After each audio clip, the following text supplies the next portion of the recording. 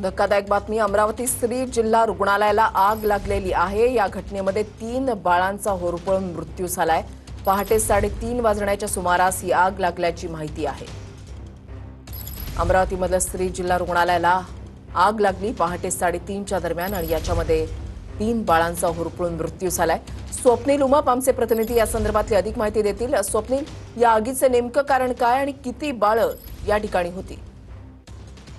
आपण बघू शकतो मॅडम, अत्यंत धक्कादायक संपूर्ण ही घटना आहे। अमरावतीचं जी जिल्हा स्त्री सामान्य रुग्णालय त्यामध्ये जर आपण पाहिलं तर जे छोटे छोटे चिमुकले बाळ असते ज्यांचे जन्मता अत्यंत गंभीर परिस्थिती असते, अशा चिमुकल्यांना जर आपण पाहिलं तर शिशु अतिदक्षता विभागात ठेवलं जातं। परंतु रात्री जर आपण पाहिलं तर 3:30 वाजताच्या दरम्यान व्हेंटिलेटरमध्ये स्फोट झाल्याची माहिती आहे आणि त्यानंतर जर आपण पाहिलं तर आगीचा भपका उडाला। यामध्ये 3 नवजात बालकांचा जो शिशूंचा होरपळून मृत्यू झालेला आहे। दुसरीकडे जर आपण पाहिलं तर जवळपास 39 लहान बाळांना या ठिकाणी ठेवलं जातं।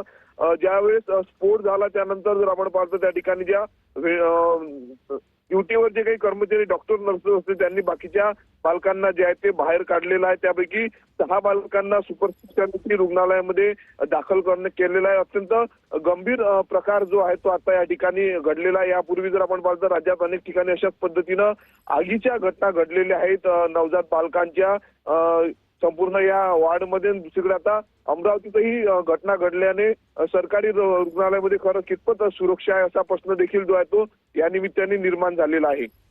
स्वप्नील, व्हेंटिलेटरमध्ये स्फोट झाल्याची माहिती मिळतेय, मात्र या सर्व प्रकाराला कोण जबाबदार आहे त्या संदर्भातला काही तपास आता सुरू झालेला आहे का?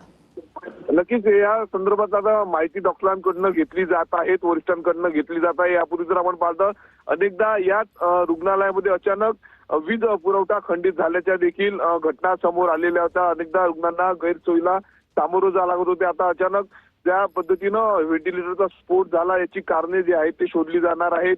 व्हेंटिलेटरमध्ये काही नादुरुस्ती होती का, कुठे शॉर्ट सर्किट होतं का याचा देखील तपास केला जाणार आहे। तशा हालचाली आता सुरू होणार आहे। अत्यंत धक्कादायक घटना जर आपण पाहिलं या ठिकाणी घडलेली आहेत। अमरावती जिल्ह्यातल्या कानाकोपऱ्यातील गोरगरीब रुग्ण जे आहेत त्या ठिकाणी उपचारासाठी दाखल येत असतात, प्रसूतीसाठी माता या ठिकाणी येत असतात। परंतु अशा पद्धतीनं गंभीर घटना घडल्याने कितपत सुरक्षा आहे का हा प्रश्न देखील उपस्थित झालेला आहे। ज्या खोलीमध्ये हा व्हेंटिलेटरचा स्फोट होऊन 3 बाळांचा होरपळून मृत्यू झालेला आहे, तर त्यावेळेला म्हणजे काल रात्री या ठिकाणी एकूण किती बाळ ठेवण्यात आले होते?